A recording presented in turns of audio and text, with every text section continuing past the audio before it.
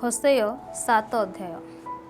ଆମ୍ଭେ ଯେତେବେଳେ ଇସ୍ରାଏଲକୁ ସୁସ୍ଥ କରିବାକୁ ଇଚ୍ଛା କରୁ ସେତେବେଳେ ଇଫ୍ରିୟମର ଅଧର୍ମ ଓ ସମରିୟାର ଦୁଷ୍ଟତା ପ୍ରକାଶିତ ହୁଏ, କାରଣ ସେମାନେ ଅସତ୍ୟତାର ବ୍ୟବହାର କରନ୍ତି ଓ ଚୋର ଭିତରେ ପ୍ରବେଶ କରେ, ଆଉ ଡକାୟତ ଦଳ ବାହାରେ ଲୁଟ କରନ୍ତି। ପୁଣି ଆମ୍ଭେ ଯେ ସେମାନଙ୍କର ସମସ୍ତ ଦୁଷ୍ଟତା ସ୍ମରଣ କରୁ, ଏହା ସେମାନେ ଆପଣମାନଙ୍କ ଅନ୍ତଃକରଣରେ ବିବେଚନା କରନ୍ତି ନାହିଁ। ଏବେ ସେମାନଙ୍କର ନିଜ କାର୍ଯ୍ୟ ସବୁ ସେମାନଙ୍କୁ ବେଷ୍ଟନ କରିଅଛନ୍ତି, ସେସବୁ ଆମ୍ଭ ସମ୍ମୁଖରେ ଅଛି। ସେମାନେ ଆପଣମାନଙ୍କର ଦୁଷ୍ଟତା ଦ୍ୱାରା ରାଜାକୁ ଓ ଆପଣମାନଙ୍କ ମିଥ୍ୟା ଦ୍ୱାରା ଅଧିପତିମାନଙ୍କୁ ଆନନ୍ଦିତ କରାନ୍ତି।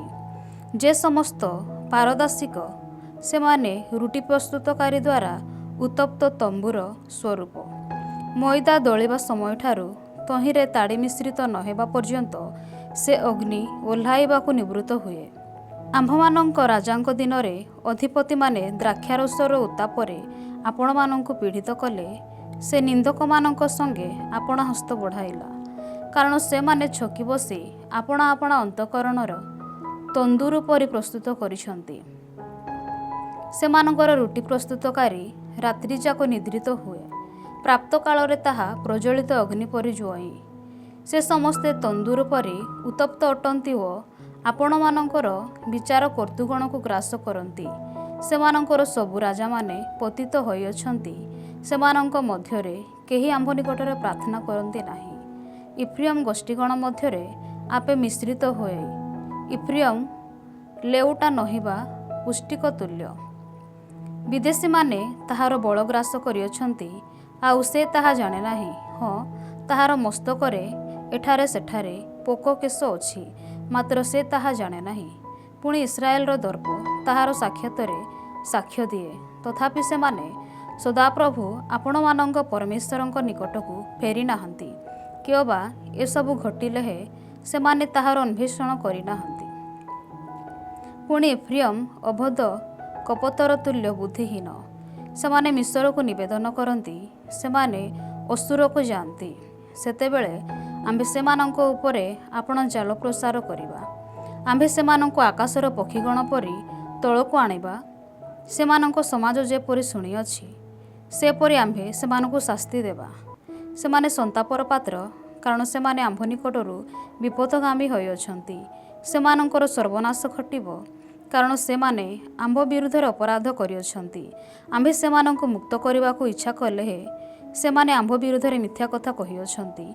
ପୁଣି ସେମାନେ ଅନ୍ତଃକରଣ ସହିତ ଆମ୍ଭ ନିକଟରେ କ୍ରନ୍ଦନ କରିନାହାନ୍ତି, ମାତ୍ର ସେମାନେ ଆପଣା ଶଯ୍ୟାରେ ହାହାକାର କରନ୍ତି। ସେମାନେ ଶଯ୍ୟ ଓ ଦ୍ରାକ୍ଷାରସ ନିମନ୍ତେ ଆପଣାକୁ ଏକତ୍ର କରନ୍ତି। ସେମାନେ ଆମ୍ଭ ବିରୁଦ୍ଧରେ ବିଦ୍ରୋହାଚରଣ କରନ୍ତି। ଆମ୍ଭେ ସେମାନଙ୍କ ବାହୁକୁ ଶିକ୍ଷା ଦେଇ ସବଳ କଲେ ହେ ସେମାନେ ଆମ୍ଭ ବିରୁଦ୍ଧରେ କୁକଳ୍ପନା କରନ୍ତି। ସେମାନେ ଫେରି ଆସନ୍ତି ପ୍ରମାଣ ମାତ୍ର, ଊର୍ଦ୍ଧ୍ୱସ୍ଥ ପ୍ରତି ନୁହେଁ। ସେମାନେ ପ୍ରବଞ୍ଚକ ଧନୁତୁଲ୍ୟ। ସେମାନଙ୍କର ଅଧିପତିମାନେ ଆପଣା ଆପଣା ଜିହ୍ୱାର ପ୍ରଚଣ୍ଡତା ହେତୁରୁ ଖଡ୍ଗ ଦ୍ୱାରା ପତିତ ହେବେ। ଏହା ମିଶର ଦେଶରେ ସେମାନଙ୍କ ପକ୍ଷରେ ଉପହାର ବିଷୟ ହେବ। ହୋସେୟ 8 ଅଧ୍ୟାୟ। ଇସ୍ରାଏଲର ବିପତ୍ତି। ତୁମ୍ଭେ ଆପଣା ମୁଖର ତୁରି ଦିଅ, ସେ ସଦାପ୍ରଭୁଙ୍କ ଗୃହ ଭିତରେ ଉତ୍କୃଷ୍ଟ ପକ୍ଷୀ ତୁଲ୍ୟ ଆସୁଅଛି। କାରଣ ଲୋକମାନେ ଆମ୍ଭର ନିୟମ ଲଙ୍ଘନ କରିଅଛନ୍ତି ଓ ଆମ୍ଭ ବ୍ୟବସ୍ଥାର ପ୍ରତିକୂଳରେ ଅପରାଧ କରିଅଛନ୍ତି। ସେମାନେ ଆମ୍ଭ ନିକଟରେ କ୍ରନ୍ଦନ କରି କହିବେ, ହେ ଆମ୍ଭର ପରମେଶ୍ୱର, ଆମ୍ଭେମାନେ ଇସ୍ରାଏଲ ତୁମ୍ଭକୁ ଜାଣୁ। ଯାହା ଭଲ ତାହା ଇସ୍ରାଏଲ ପକାଇ ଦେଇଅଛି, ଶତ୍ରୁ ତାହାର ପଛେ ପଛେ ଗଡ଼ାଇବ। ସେମାନେ ରାଜଗଣ ସ୍ଥାପନ କରିଅଛନ୍ତି, ମାତ୍ର ଆମ୍ଭ ଦ୍ୱାରା ନୁହେଁ। ସେମାନେ ଅଧିପତିଗଣ ନିଯୁକ୍ତ କରିଅଛନ୍ତି, ମାତ୍ର ଆମ୍ଭେ ତାହା ଜାଣିଲୁ ନାହିଁ। ସେମାନେ ଯେପରି ଉଚ୍ଛିନ୍ନ ହେବେ, ଏଥିପାଇଁ ଆପଣା ନିମନ୍ତେ ରୂପା ଓ ସୁନାରେ ସେମାନେ ପ୍ରତିମାଗଣ ନିର୍ମାଣ କରିଅଛନ୍ତି। ହେ ସମରୀୟ, ସେ ତୁମ୍ଭର ଗବତ୍ସ ପ୍ରତିମା ପକାଇ ଦେଇଅଛନ୍ତି। ସେମାନଙ୍କ ବିରୁଦ୍ଧରେ ଆମ୍ଭର କ୍ରୋଧ ପ୍ରଜ୍ୱଳିତ ହୋଇଅଛି। ସେମାନେ କେତେ କାଳ ଉତ୍ତାରେ ନିର୍ଦ୍ଦୋଷତା ପ୍ରାପ୍ତ ହେବେ, କାରଣ ଏହା ହିଁ ଇସ୍ରାଏଲ ଠାରୁ ହୋଇଅଛି। ଶିଳ୍ପକର ଏହା ନିର୍ମାଣ କରିଅଛି, ତାହା ଈଶ୍ୱର ନୁହେଁ। ହଁ, ସମରିୟାର ଗବତ୍ସ ଖଣ୍ଡ ଖଣ୍ଡ ହୋଇ ଭଗ୍ନ ହେବ, କାରଣ ସେମାନେ ବାୟୁ ବୁଣନ୍ତି ଓ ଘୂର୍ଣ୍ଣିବାୟୁ ରୂପ ଶସ୍ୟ କାଟିବେ। ତାହାର ଉଠିଆ କ୍ଷେତ ନାହିଁ, ମାତ୍ର ଖାଦ୍ୟ ଉତ୍ପନ୍ନ କରିବ ନାହିଁ। ଯେବେ ଉତ୍ପନ୍ନ କରିବ, ବିଦେଶୀୟମାନେ ତାହା ଗ୍ରାସ କରିବେ। ଇସ୍ରାଏଲ ଗ୍ରାସିତ ହୋଇଅଛି। ଏବେ ସେମାନେ ଅପ୍ରୀତିକର ପାତ୍ର ତୁଲ୍ୟ ନାନା ଗୋଷ୍ଠୀ ମଧ୍ୟରେ ଅଛନ୍ତି, କାରଣ ସେମାନେ ବନ୍ୟ ଗର୍ଦ୍ଦଭ ତୁଲ୍ୟ ଏକାକୀ ହୋଇ ଅସୁରକୁ ଯାଇଅଛନ୍ତି। ଇଫ୍ରିୟମ୍ ପ୍ରେମିକଗଣଙ୍କୁ ବେତନ ଦେଇ ରଖିଅଛନ୍ତି। ହଁ, ସେମାନେ ନାନା ଗୋଷ୍ଠୀ ମଧ୍ୟରେ ଲୋକମାନଙ୍କୁ ବର୍ତ୍ତନ ଦେଲେ। ହେ, ଏବେ ଆମ୍ଭେ ସେମାନଙ୍କୁ ସଂଗ୍ରହ କରିବା। ସେମାନେ ଅଧିପତିଗଣଙ୍କ ରାଜାର ଭାର ହେତୁରୁ ନ୍ୟୁନ ହେବାକୁ ଲାଗିଲେଣି। କାରଣ ଇଫ୍ରିୟମ୍ ପାପ ଚେଷ୍ଟାରେ ଅନେକ ଯଜ୍ଞବେଦୀ କରିଅଛି। ଯଜ୍ଞବେଦୀ ସବୁ ତାହା ପକ୍ଷରେ ପାପର କାରଣ ହୋଇଅଛି। ଆମ୍ଭେ 10,000 ବିଧିରେ ଆମ୍ଭର ବ୍ୟବସ୍ଥା ତାହା ପାଇଁ ଲେଖିଲେ ହେ ସେସବୁ ବିଦେଶୀୟ କଥା ତୁଲ୍ୟ ଗଣିତ ହୁଏ। ସେମାନେ ଆମ୍ଭ ଉଦ୍ଦେଶ୍ୟରେ ଉପହାରାର୍ଥକ ବଳି ନିମନ୍ତେ ମାଂସ ବଳିଦାନ କରି ତାହା ଭୋଜନ କରନ୍ତି, ମାତ୍ର ସଦାପ୍ରଭୁ ସେମାନଙ୍କୁ ଗ୍ରାହ୍ୟ କରନ୍ତି ନାହିଁ। ଏବେ ସେ ସେମାନଙ୍କର ଅଧର୍ମ ସ୍ମରଣ କରି ସେମାନଙ୍କର ପାପର ପ୍ରତିଫଳ ଦେବେ। ସେମାନେ ପୁନର୍ବାର ମିଶରକୁ ଫେରିଯିବେ। କାରଣ ଇସ୍ରାଏଲ ଆପଣ ସୃଷ୍ଟିକର୍ତ୍ତାଙ୍କୁ ପାଶୋରିଅଛି ଓ ନାନା ଅଟ୍ଟାଳିକା ନିର୍ମାଣ କରିଅଛି ଓ ଜିହୁଦା ଅନେକ ପ୍ରାଚୀର ବେଷ୍ଟିତ ନଗର ପ୍ରସ୍ତୁତ କରିଅଛି। ମାତ୍ର ଆମ୍ଭେ ତାହାର ନଗର ସକଳ ଉପରେ ଅଗ୍ନି ନିକ୍ଷେପ କରିବା ଓ ତାହା ତହିଁର ଦୁର୍ଗ ସକଳ ଗ୍ରାସ କରିବ। କାରଣ ଇସ୍ରାଏଲ ଆପଣା ସୃଷ୍ଟିକର୍ତ୍ତାଙ୍କୁ ପାଶୋରିଅଛି ଓ ନାନା ଅଟ୍ଟାଳିକା ନିର୍ମାଣ କରିଅଛି ଓ ଜିହୁଦା ଅନେକ ପ୍ରାଚୀର ବେଷ୍ଟିତ ନଗର ପ୍ରସ୍ତୁତ କରିଅଛି। ମାତ୍ର ଆମ୍ଭେ ତାହାର ନଗର ସକଳର ଉପରେ ଅଗ୍ନି ନିକ୍ଷେପ କରିବା ଓ ତାହା ତହିଁର ଦୁର୍ଗ ସକଳ ଗ୍ରାସ କରିବ। ହୋସେୟ 9 ଅଧ୍ୟାୟ। ଇସ୍ରାଏଲ ପ୍ରତି ପରମେଶ୍ୱରଙ୍କର ଶାସ୍ତି। ହେ ଇସ୍ରାଏଲ, ତୁମ୍ଭେ ଆନନ୍ଦ ସକାଶୁ ନାନା ଗୋଷ୍ଠୀୟମାନଙ୍କ ତୁଲ୍ୟ ଆନନ୍ଦ କର ନାହିଁ, କାରଣ ତୁମ୍ଭେ ଆପଣା ପରମେଶ୍ୱରଙ୍କୁ ଛାଡ଼ି ବ୍ୟଭିଚାର କରିଅଛ। ତୁମ୍ଭେ ଶସ୍ୟପୂର୍ଣ୍ଣ ପ୍ରତ୍ୟେକ ଖମରାରେ ବେତନ ଭଲ ପାଇଅଛ। ଶସ୍ୟଖଳା କିମ୍ବା ଦ୍ରାକ୍ଷାକ୍ଷେପଣ ଯନ୍ତ୍ର ସେମାନଙ୍କୁ ପ୍ରତିପୋଷଣ କରିବ ନାହିଁ ଓ ନୂତନ ଦ୍ରାକ୍ଷାରସରୁ ସେମାନେ ବଞ୍ଚିତ ହେବେ। ସେମାନେ ସଦାପ୍ରଭୁଙ୍କ ଦେଶରେ ବାସ କରିବେ ନାହିଁ, ମାତ୍ର ଇଫ୍ରିୟମ୍ ମିଶରକୁ ଫେରିଯିବ। ଆଉ ସେମାନେ ଅସୁରରେ ଅଶୁଚି ଦ୍ରବ୍ୟ ଭୋଜନ କରିବେ। ସେମାନେ ସଦାପ୍ରଭୁଙ୍କ ଉଦ୍ଦେଶ୍ୟରେ ଦ୍ରାକ୍ଷାରସର ଉପହାର ଢାଳିବେ ନାହିଁ, କିମ୍ବା ସେସବୁ ସଦାପ୍ରଭୁଙ୍କ ତୁଷ୍ଟିଜନକ ହେବ ନାହିଁ। ସେମାନଙ୍କର ବଳିଦାନ ସକଳ ସେମାନଙ୍କ ପ୍ରତି ବିଳାପକାରିଣୀଗଣ ଖାଦ୍ୟର ସମାନ ହେବ। ଯେଉଁମାନେ ତାହା ଭୋଜନ କରିବେ ସେ ସମସ୍ତେ ଅଶୁଚି ହେବେ। କାରଣ ସେମାନଙ୍କର ଖାଦ୍ୟ ସେମାନଙ୍କର କ୍ଷୁଧା ତୃପ୍ତିର ନିମନ୍ତେ ହେବ, ତାହା ସଦାପ୍ରଭୁଙ୍କ ଗୃହକୁ ଆସିବ ନାହିଁ। ମହାସଭା ଦିନରେ ଓ ସଦାପ୍ରଭୁଙ୍କ ଉତ୍ସବ ଦିନରେ ତୁମ୍ଭେମାନେ କ'ଣ କରିବ? କାରଣ ଦେଖ, ସେମାନେ ଧ୍ୱଂସସ୍ଥାନରୁ ଯାଇଅଛନ୍ତି, ତଥାପି ମିଶର ସେମାନଙ୍କୁ ଏକତ୍ର କରିବ। ମେମ୍ଫିସ୍ ସେମାନଙ୍କୁ କବର ଦେବ। ସେମାନଙ୍କର ରୂପାର ମନୋହର ପଦାର୍ଥ ସବୁ ବିଛୁଆତି ଗଛର ଅଧିକାର ହେବ। ସେମାନଙ୍କ ତମ୍ବୁ ସବୁରେ କଣ୍ଟକ ବୃକ୍ଷ ଉତ୍ପନ୍ନ ହେବ। ପ୍ରତିଫଳର ଦିନ ଉପସ୍ଥିତ, ଦଣ୍ଡର ଦିନ ଉପସ୍ଥିତ। ଇସ୍ରାଏଲ ଏହା ଜାଣିବ, ଭବିଷ୍ୟତ୍ ବକ୍ତା ନିର୍ବୋଧ, ଆତ୍ମପ୍ରାପ୍ତ ଲୋକ ଉନ୍ମତ୍ତ। କାରଣ ତୁମ୍ଭର ଅଧର୍ମ ବହୁଳ ଓ ଶତ୍ରୁତା ଭାବ ବଡ଼। ଇଫ୍ରିୟମ୍ ମୋ ପରମେଶ୍ୱରଙ୍କ ସହିତ ପ୍ରହରୀ ଥିଲା। ଭବିଷ୍ୟତ୍ ବକ୍ତାମାନଙ୍କର ସକଳ ପଥରେ ବ୍ୟଥାର ଫାନ୍ଦ ଓ ତାହାର ପରମେଶ୍ୱରଙ୍କ ଗୃହରେ ଶତ୍ରୁତା ଭାବ ଅଛି। ଗିବିରିଆର ସମୟରେ ଯେପରି ସେମାନେ ଆପଣମାନଙ୍କୁ ସେପରି ଅତିଶୟ ଭ୍ରଷ୍ଟ କରିଅଛନ୍ତି। ସେ ସେମାନଙ୍କର ଅଧର୍ମ ସ୍ମରଣ କରି ସେମାନଙ୍କର ପାପ ସକଳର ପ୍ରତିଫଳ ଦେବେ। ଆମ୍ଭେ ଦ୍ରାକ୍ଷାଫଳର ନ୍ୟାୟ ଇସ୍ରାଏଲକୁ ପ୍ରାନ୍ତରରେ ପାଇଲୁ।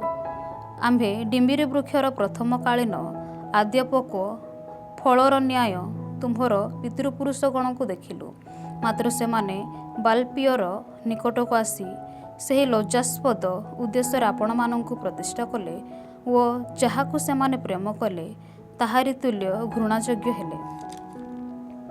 ଇଫ୍ରିୟମ୍ର ଗୌରବ ପକ୍ଷୀ ପରି ଉଡ଼ିଯିବ। ତାହାର କୌଣସି ଜନ୍ମ ଗର୍ଦ୍ଧକୀୟ ବା ଗର୍ଭଧାରଣ ରହିବ। ଯଦ୍ୟପି ସେମାନେ ସନ୍ତାନ ଗଣକୁ ପ୍ରତିପାଳନ କରିବେ, ତଥାପି ଆମ୍ଭେ ସେମାନଙ୍କୁ ନିଃସନ୍ତାନ କରିବା। ତହିଁରେ ଜଣେ ମନୁଷ୍ୟ ହିଁ ସେଠାରେ ରହିବ ନାହିଁ। ହଁ, ଆମ୍ଭେ ସେମାନଙ୍କୁ ଯେତେବେଳେ ପରିତ୍ୟାଗ କରିବା, ସେତେବେଳେ ସେମାନଙ୍କର ସନ୍ତାପ ହେବ। ଆମ୍ଭେ ସ୍ୱରକୁ ଯେପରି ଦେଖିଅଛୁ, ଇଫ୍ରିୟମ୍ ସେପରି ମନୋହର ସ୍ଥାନରେ ରୋପିତ ହୋଇଅଛି।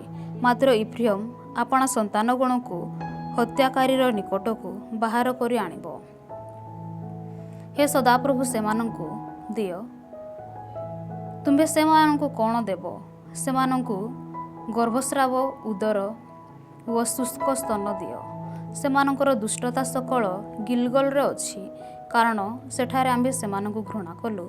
ଆମ୍ଭେ ସେମାନଙ୍କର କ୍ରିୟାର ଦୁଷ୍ଟତା ସକାଶୁ ସେମାନଙ୍କୁ ଆମ୍ଭ ଗୃହରୁ ତଡ଼ିଦେବା। ଆମ୍ଭେ ସେମାନଙ୍କୁ ଆଉ ସ୍ନେହ କରିବା ନାହିଁ। ସେମାନଙ୍କର ଅଧିପତି ସମସ୍ତେ ବିଦ୍ରୋହୀ। ଇଫ୍ରିୟମ୍ ଆହତ ହୋଇଅଛି, ସେମାନଙ୍କର ମୂଳ ଶୁଷ୍କ ହୋଇଅଛି। ସେମାନେ ଫଳ ଧାରଣ କରିବେ ନାହିଁ। ହଁ, ଯଦ୍ୟପି ସେମାନେ ପ୍ରସବ କରିବେ, ତଥାପି ଆମ୍ଭେ ସେମାନଙ୍କର ଗର୍ଭର ପ୍ରିୟତମ ଫଳକୁ ସଂହାର କରିବା। ମୋର ପରମେଶ୍ୱର ସେମାନଙ୍କୁ ଦୂର କରିଦେବ, କାରଣ ସେମାନେ ତାହାର ବାକ୍ୟରେ କର୍ଣ୍ଣପାତ କଲେ ନାହିଁ, ଆଉ ସେମାନେ ନାନା ଗୋଷ୍ଠୀ ମଧ୍ୟରେ ଭ୍ରମଣକାରୀ ହେବେ। ହୋସେୟ 10 ଅଧ୍ୟାୟ। ଇସ୍ରାଏଲ ବର୍ଦ୍ଧିଷ୍ଣୁ ଦ୍ରାକ୍ଷାଲତା। ସେ ଆପଣା ଫଳ ଉତ୍ପନ୍ନ କରେ। ସେ ଆପଣା ଫଳର ବାହୁଲ୍ୟ ଅନୁସାରେ ଆପଣା ଯଜ୍ଞବେଦୀର ସଂଖ୍ୟା ବୃଦ୍ଧି କରିଅଛି। ତାହାର ଦେଶର ଉନ୍ନତି ଅନୁସାରେ ଲୋକମାନେ ମନୋହର ସ୍ତନ ନିର୍ମାଣ କରିଅଛନ୍ତି। ସେମାନଙ୍କ ଅନ୍ତଃକରଣରେ ବିଭକ୍ତ ହୋଇଅଛି। ଏବେ ସେମାନେ ଦୋଷୀ ଗଣାଯିବେ। ସେ ସେମାନଙ୍କର ଯଜ୍ଞବେଦୀ ସବୁ ଆଘାତ କରିବେ। ସେ ସେମାନଙ୍କର ତମ୍ବୁ ସବୁ ନଷ୍ଟ କରିବେ। ଅବଶ୍ୟ ଏବେ ସେମାନେ କହିବେ, ଆମ୍ଭମାନଙ୍କର ରାଜା ନାହିଁ, କାରଣ ସେମାନେ ତ ସଦାପ୍ରଭୁଙ୍କୁ ଭୟ କରୁନାହୁଁ। ଏଣୁ ରାଜା ଆମ୍ଭମାନଙ୍କର ପାଇଁ କ'ଣ କରିପାରିବ? ସେମାନେ ନିୟମ କରିବା ସମୟରେ ମିଥ୍ୟା ଶପଥ କରି ଅସାର କଥା କୁହନ୍ତି। ଏଥିପାଇଁ କ୍ଷେତ୍ରର ସିଆରରେ ଯେପରି ବିଷବୃକ୍ଷ, ସେପରି ସେମାନଙ୍କର ଦଣ୍ଡ ଅଙ୍କୁରିତ ହୁଏ। ଏଥିପାଇଁ ଦ୍ରାକ୍ଷାକ୍ଷେତ୍ରରେ ସିଆରର ଯେପରି ବିଷବୃକ୍ଷ, ସେପରି ସେମାନଙ୍କର ଦଣ୍ଡ ଅଙ୍କୁରିତ ହୁଏ। ସମରିଆ ନିବାସୀଗଣ ବୈତ୍ ଆବନର ଗୋସବ ପ୍ରତିମା ସକାଶୁ ତ୍ରାସଯୁକ୍ତ ହେବେ, କାରଣ ତହିଁରେ ଲୋକମାନେ ତାହା ପାଇଁ ବିଳାପ କରିବେ ଓ ତହିଁରେ ଯେଉଁ ପୁରୋହିତମାନେ ତାହାର ଗୌରବ ସକାଶୁ ଆନନ୍ଦ କରିଥିଲେ, ସେମାନେ ବିଳାପ କରିବେ, କାରଣ ତାହାର ଗୌରବ ତାହାକୁ ଛାଡ଼ି ଯାଇଅଛି। ତାହା ମଧ୍ୟ ଜାରେବ। ରାଜାର ଭେଟି ନିମନ୍ତେ ଅସୁରକୁ ନୀତ ହେବ। ଇଫ୍ରିୟମ୍ ଲଜ୍ଜାପ୍ରାପ୍ତ ହେବ ଓ ଇସ୍ରାଏଲ ନିଜ ମନ୍ତ୍ରଣା ବିଷୟରେ ଲଜ୍ଜିତ ହେବ। ସମରିଆର ରାଜା ଜଳ ଉପରିସ୍ଥ ଫେଣତୁଲ୍ୟ ଉଚ୍ଛିନ୍ନ ହୁଏ। ଆହୁରି ଇସ୍ରାଏଲ ପାପ ସ୍ୱରୂପେ ଆବେନୋନର ଉଚ୍ଚସ୍ଥଳୀ ସବୁ ବିନଷ୍ଟ ହେବ। କଣ୍ଟା ଓ ଅଗରା ଗଛ ସେମାନଙ୍କର ଯଜ୍ଞବେଦୀ ଉପରେ ଉତ୍ପନ୍ନ ହେବ। ଆଉ ସେମାନେ ପର୍ବତଗଣକୁ କହିବେ, ଆମ୍ଭମାନଙ୍କୁ ଘୋଡ଼ାଇ, ଓ ଉପପର୍ବତଗଣକୁ କହିବେ, ଆମ୍ଭମାନଙ୍କ ଉପରେ ପଡ଼। ହେ ଇସ୍ରାଏଲ, ତୁମ୍ଭେ ଗିବିଆର ସମୟଠାରୁ ପାପ କରି ଆସିଅଛ। ଅଧର୍ମ ସନ୍ତାନଗଣର ପ୍ରତିକୂଳ ଯୁଦ୍ଧ ଯେପରି ଗିବିରିଆରେ ଲୋକମାନଙ୍କୁ ନ ଧରିବ, ଏଥିପାଇଁ ସେମାନେ ସେ ସ୍ଥାନରେ ଠିଆ ହେଲେ। ଯେତେବେଳେ ଆମ୍ଭର ଇଚ୍ଛା, ସେତେବେଳେ ଆମ୍ଭେ ସେମାନଙ୍କୁ ଶାସ୍ତି ଦେବୁ ଓ ସେମାନେ ଆପଣମାନଙ୍କର ଦୁଇ ଅପରାଧରେ ବନ୍ଧାଯିବା ସମୟରେ ଗୋଷ୍ଠୀଗଣ ସେମାନଙ୍କ ବିରୁଦ୍ଧରେ ସଂଗୃହୀତ ହେବ। ଆଉ ଇଫ୍ରିୟମ୍ ଶିକ୍ଷିତା ଗାଭୀ, ସେ ଶସ୍ୟ ମର୍ଦ୍ଦନ କରିବାକୁ ଭଲ ପାଏ, ମାତ୍ର ଆମ୍ଭେ ତାହାର ସୁନ୍ଦର ଗ୍ରୀବାରେ ହସ୍ତାର୍ପଣ କରିଅଛୁ। ଆମ୍ଭେ ଇଫ୍ରିୟମ୍ ଉପରେ ଏକ ଆରୋହୀକି ବସାଇବା।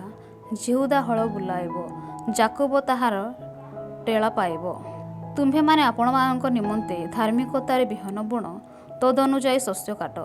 ଆପଣମାନଙ୍କର ପଡ଼ିଆ ଭୂମି ଭାଙ୍ଗ, କାରଣ ଯେ ପର୍ଯ୍ୟନ୍ତ ସଦାପ୍ରଭୁ ଆସି ତୁମ୍ଭମାନଙ୍କ ଉପରେ ଧାର୍ମିକତା ନ ବର୍ଷାନ୍ତି, ସେ ପର୍ଯ୍ୟନ୍ତ ତାହାର ଅନ୍ୱେଷଣ କରିବାର ସମୟ ଅଛି। ତୁମ୍ଭେମାନେ ଦୁଷ୍ଟତା ରୂପ ଚାଷ କରି ଅଧର୍ମ ସ୍ୱରୂପ ଶସ୍ୟ କରିଅଛ। ତୁମ୍ଭେମାନେ ମିଥ୍ୟା କଥାର ଫଳ ଭୋଜନ କରିଅଛ, କାରଣ ତୁମ୍ଭେ ଆପଣାର ପଥରେ ଆପଣାର ବୀରସମୂହରେ ବିଶ୍ୱାସ କରିଅଛ। ଏଥିନିମନ୍ତେ ତୁମ୍ଭେ ଲୋକମାନଙ୍କ ମଧ୍ୟରେ ଏକ କୋଳାହଳ ଉଠିବ ଓ ଯୁଦ୍ଧ ଦିନରେ ଯେପରି ସଲୋମନ ବୈଥ ଅରବେଲକୁ ବିନାଶ କରିଥିଲା, ସେପରି ତୁମ୍ଭ ଦୁର୍ଗ ସକଳ ବିନଷ୍ଟ ହେବ। ମାତା ଆପଣା ସନ୍ତାନଗଣ ସହିତ କୋରଡ଼ା ଯାଇ ଖଣ୍ଡ ଖଣ୍ଡ ହୋଇଥିଲା। ତୁମ୍ଭର ମହାଦୁଷ୍ଟତା ସକାଶୁ ବୈଥଲ ତୁମ୍ଭ ପ୍ରତି ସେହି ପ୍ରକାର କରିବ। ଇସ୍ରାଏଲର ରାଜା ଅରୁଣୋଦୟ ସମୟରେ ସମ୍ପୂର୍ଣ୍ଣ ରୂପେ ଉଚ୍ଛିନ୍ନ ହେବ।